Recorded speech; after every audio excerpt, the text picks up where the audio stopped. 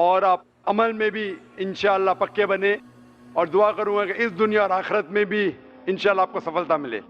اور ڈاکٹر صاحب میں جاننا چاہتا ہوں، میں پہلے بھی آپ کو بتا چکا ہوں، جو میں اسلام میں چلوں تو جیسا آپ کو میں بتایا، یہ جو درگاہ وغیرہ یہ میں مان کے چلوں کہ نہیں چلوں، میں آپ کا منہ سے جاننا چاہتا ہوں۔ جیسے خدا نے آپ کو چنا ہے نا، تو آپ مجھے بتا دیجئے۔ بھائی صاحب نے سوال پوچھا ہے، انہوں نے کہا ہے کہ پہلے بھی سوال پوچھا تھا اور میرا ہی پوچھنا چاہتے ہیں کہ اس کے بارے میں کس نے کہا وہ پہلے بت پرستی کرتا تھا، پھر کہا کہ درگاہ میں جانے لگا، تو وہ پوچھنا چاہتا ہے درگاہ کے بارے میں۔ میں نے قرآن مجید پڑھا ہوں، قرآن مجید میں مجھے کوئی بھی آیت نہیں ملی جس میں لکھا ہے دھاگا باندھنا چاہیے، قرآن مجید میں کئی بھی آیت نہیں جس میں لکھا ہے درگاہ جانا چاہیے۔ لیکن اللہ کے رسول نے کہا ہے کہ آپ قبر پہ جاؤ، قبر پہ جائیں گے تو آپ کو آخرت کا احساس ہوگا کہ آپ آخرت میں کہاں ہوں گے، اسی لیے قبر پہ جانا اچھی بات ہے۔ آپ اس شخص کے لیے دعا کر سکتے ہیں، یو کین پرے فار ہم بٹ یو کی ناٹ پرے ٹو ہم اور تھرو ہم۔ آپ جب کسی کے قبر پہ جاتے ہیں تو قبر پہ جا کے اس کے لیے دعا کر سکتے ہیں، اس کو یا اس کے ذریعے نہیں کر سکتے۔ خواتین کے شعبے میں مائک نمبر 4 میں کوئی خاتون ہوں تو ان کو موقع دیجیے۔ السلام علیکم ورحمۃ اللہ وبرکاتہ۔ میرا نام عائشہ ہے، میں پہلے ہندو تھی، میرا نام میگھا تھا، مجھے اسلام لا کے 2 سال ہوا، میں نے کلمہ پڑھ لیا، پھر مجھے آپ سے کلمہ پڑھنا ہے۔ ماشاءاللہ، بہن نے کہا کہ انہیں 2 سال پہلے اسلام قبول کیا اور پھر سے کلمہ پڑھنا چاہتی ہے۔ میں پوچھنا چاہتا ہوں، کوئی بھی آپ کو زبردستی کر رہا ہے نہیں، اسلام قبول کرنے کے لیے؟ نہیں، کوئی دباؤ؟ نہیں، کوئی فزیکل پریشر، معاشی پریشر؟ نہیں۔ آپ دل سے کر رہے ہیں؟ ہاں تو انشاءاللہ میں عربی میں کہوں گا، آپ دہرائیے۔ ہاں جی اور آپ مانتے کہ خدا ایک ہے؟ جی اور آپ مانتے کہ محمد صلی اللہ علیہ وسلم آخری پیغمبر ہے؟ ہاں جی میں عربی میں کہوں گا اور آپ دہرائیے۔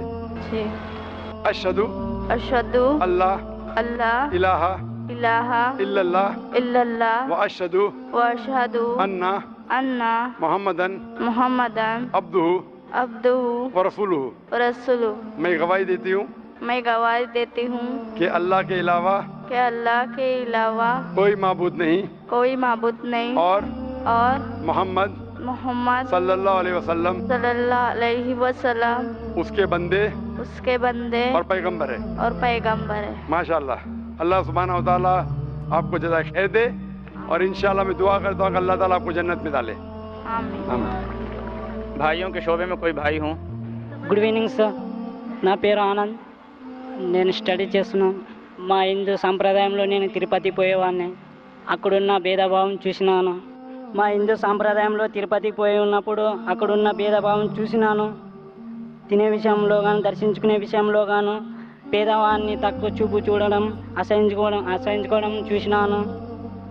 అలాగే ఇస్లాం ధర్మంలో పేదవాడిని తక్కువ చూపు చూడడం, అసహించుకోవడం ఇలా ఉందా? నా క్వశ్చన్।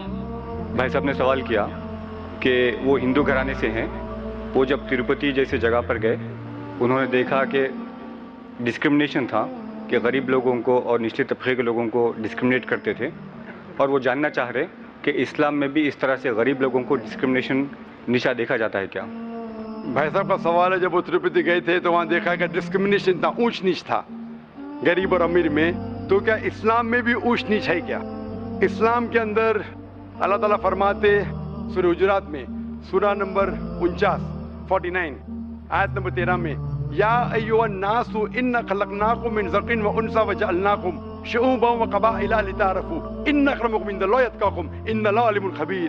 ए इंसानों, हमने तुम्हें एक मर्द और औरत के जोड़े से बनाया है और आपको कबीले और बरादरी में बांटा है, ताकि आप एक दूसरों को पहचान सको, ना कि आप एक दूसरों से नफरत करो। और आप में से सबसे बेहतरीन इंसान वो है जो परहेजगार है।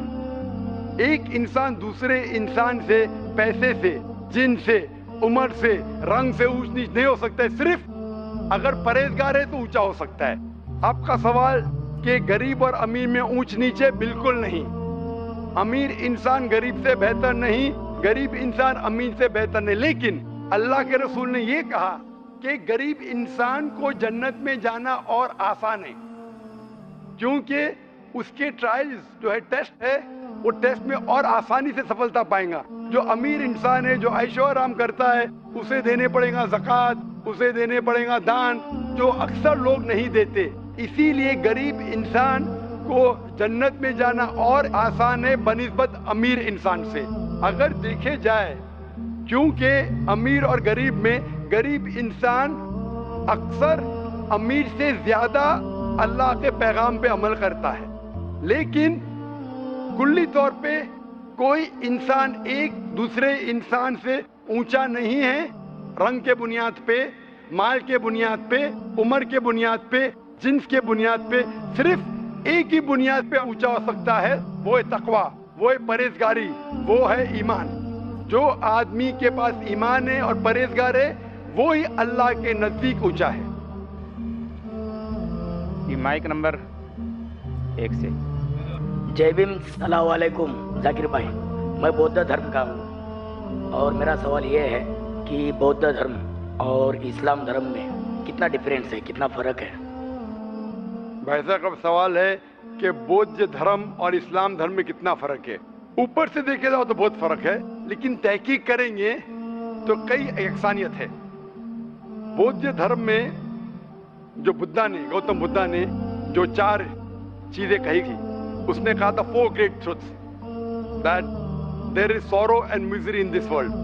इस दुनिया में sorrow and misery है. The cause of this sorrow and misery is desire. Sorrow and misery can be removed by removing desire. To remove desire, follow the eightfold path. ये 4 great truths है कि दुनिया के अंदर मिजरी है. इस misery की वजह है डिजायर, इच्छा. अगर इच्छा को निकालेंगे तो मिजरी निकल जाएंगी. इच्छा को निकालने के लिए 8fold पाथ फॉलो करो. लेकिन जब आप इच्छा निकालेंगे, पहला नुक्ता बिल्कुल सही, दूसरा नुक्ता बिल्कुल सही, तीसरा नुक्ता, इच्छा को निकालने के लिए इच्छा निकालो और मिजरी निकल जाएंगी. जब आप इच्छा को निकालेंगे, चौथा हक है कि आप 8fold पाथ फॉलो करो. इच्छा निकल गए तो फॉलो कैसा करेंगे? So logically the truth is tripping itself. लेकिन ये जो 8 हक है, कई सही है, लेकिन बुद्धा ने ये भी कहा था, आप पढ़ेंगे gospel of Buddha bye कैरिस, page number 217 to 218.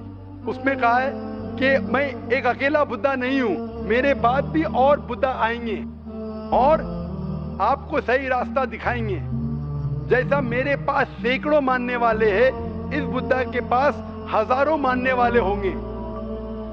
जब उसके शागिर्द ने पूछा ये बुद्धा कौन है, तो उसने कहा ये बुद्धा है मैत्री. मैत्री का तर्जुमा करेंगे मर्सीफुल, रहमत. और हम जानते हैं कि कुरान में कहा गया मोहम्मद सल्लल्लाहु अलैहि वसल्लम, सूरह अंबिया सूरह नंबर 21 आयत नंबर 107 में, वमा अरसलना का इल्ला रहमतुल आलमीन, कि वो सारे आलम के लिए रहमत थे, सारे इंसानियत के लिए. तो इससे ये साबित होता है कि इस धम्मापट के अंदर और बुद्धिस्ट किताबों में भविष्यवाणी है मोहम्मद सल्लल्लाहु अलैहि वसल्लम के बारे में. और आप अगर मेरी कैसेट देखेंगे मोहम्मद सल्लल्लाहु अलैहि वसल्लम का जिक्र मज़ाहिब में, उसमें एक सेक्शन है बुद्ध धर्म का. उसमें से ये मैंने दिखाया हूँ कि बुद्ध धर्म में भी कहा गया है, बुद्धा ने कहा है कि एक आने वाला है पैगंबर, जो आखिरी पैगंबर रहेगा, वो आपको सही रास्ते दिखाएगा, उसका नाम है मोहम्मद सल्लल्लाहु अलैहि वसल्लम. और जानने के लिए मेरी कैसेट देखिए मोहम्मद सल्लल्लाहु अलैहि वसल्लम जिक्र मज़ाहिब में. वाखिर दावाना अल्हम्दुलिल्लाहि रब्बिल आलमीन. आप हजरात तशरीफ रखें. इमाम हरम मक्की शेख सऊद अशुरैम हफिज़हुल्लाह स्टेज पर तशरीफ ला रहे हैं. आप हजरात संजीदगी का मुजाहरा करें, इत्मीनान से बैठे रहें, उठने की फिजा न बनाएं.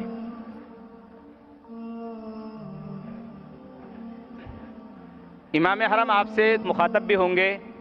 आप हजरात संजीदगी का मुजाहरा फरमाएं. अस्सलामु अलैकुम व रहमतुल्लाहि व बरकातुह. والسلام على من اتبع الهدى. أرحب بإخواني الحضور من المسلمين ولمن حضر ليشهد هذا الجمع المبارك من غير المسلمين، كما أنني أهنئ كل من دخل في الإسلام مقتنعا به بعدما سمع ما سمع وعلم ما علم من هذا الدين الحنيف الذي اختاره الله سبحانه وتعالى للناس كافة، لأن الله جل وعلا جعل النبي محمدا صلى الله عليه وسلم خاتم الأنبياء والرسل.